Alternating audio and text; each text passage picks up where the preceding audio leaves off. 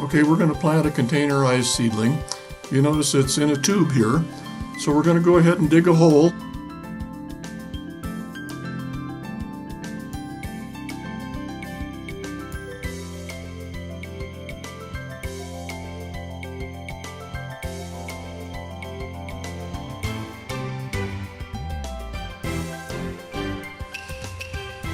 With the tube, it's very easy to measure and make sure that you've got it the same size.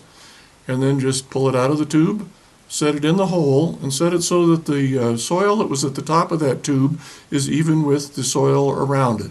So again, you don't have the roots sticking up, and you don't have the upper tissue buried. Pack it down so that it's nice and firmly in there.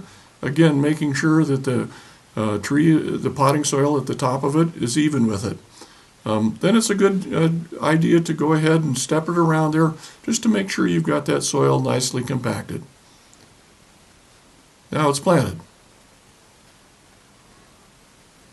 What we would have done is watered them in the tube beforehand to make sure that they're nice and wet. Then go ahead and put them in. And then you would want to make sure you watered it fairly soon to make sure that it doesn't dry out. In this case, if it was in my yard, I would come back around and water it fairly quickly and make sure it has good moisture. Another thing you want to think about is that trees are very poor competitors with weeds and grass. So if you leave it just like this, you're going to have problems with the weeds growing up all around it, competing for moisture and competing for light. If you left it like this, you have really two choices. You can come out here and let it struggle by itself, and you're going to have fairly high mortality, or you can break your back pulling the weeds and the grasses. A much better idea is to put something there that will prevent the weeds and grass from growing up around it. You can use a wood chip, you can use a wood mulch, you can use a fabric mulch like we're going to demonstrate on when we're laying down our plantings.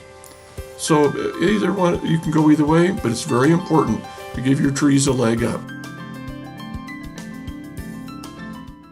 For more information, contact your local conservation district by visiting the address on this screen.